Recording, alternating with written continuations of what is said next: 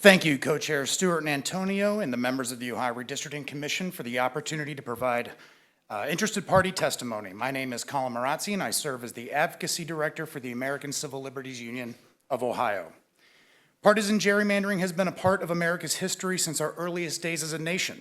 Until recently, partisan gerrymandering was a fact of political life, a game of inside baseball with outsized yet little-known implications for citizen representation and lawmaking. The gerrymandering arms race sweeping the country has put a spotlight on just how sinister of a practice this is. States like Texas, Missouri, California, and others are openly rigging their congressional maps to seize control of the U.S. House of Representatives in 2027.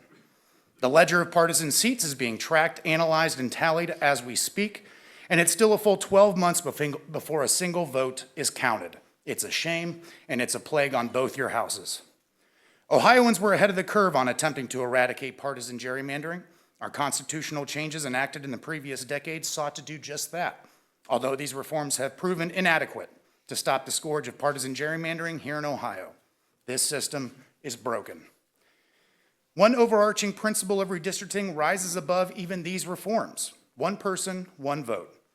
Population equality across congressional districts is a foundational principle of representative democracy. The measurable and exact nature of this metric commands compliance. The state is required to demonstrate, at minimum, a good faith effort to achieve population equality among new districts. This has been held and affirmed by the United States Supreme Court since the landmark redistricting rulings of the 1960s. But Ohio mapmakers have not met this obligation. This is the first, most basic hurdle any new redistricting plan must clear, and astoundingly, ensuring compliance with the constitutional obligation has only been mentioned in passing, if at all, during these proceedings. It's premature to even begin to analyze the obvious gerrymandering taking place because accurate population data, this new map is clearly malapportioned. It's been demonstrated in the rich case law on this subject that noncompliance with the U.S. Constitution's equal population standard is a fatal flaw for 10-year congressional maps, though this requirement does enjoy some latitude. Courts, scholars, and lawmakers alike have agreed that equal population among districts, when achieved immediately following the release of census data, earn the protection of the legal fiction that population equality remains throughout a 10-year map's lifespan. However, it's unclear whether a constitutionally mandated mid-decade redraw enjoys that same protection. It's one thing to redraw a congressional map mid-decade following invalidation from a court, but it's entirely different when mapmakers have a known 4-year runway leading up to a mid-decade redraw.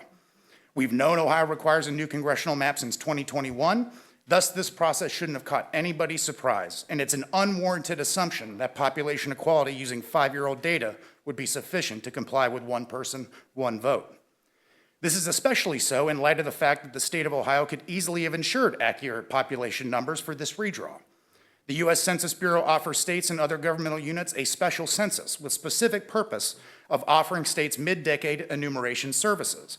Unlike the restrictions on the American Community Survey data, which is legally prohibited from being used for apportionment, the special census data products offer granular level population and demographic data that is suitable for redrawing congressional districts. Thank you, sir, for your testimony. Your time has expired. Are there questions from the commission?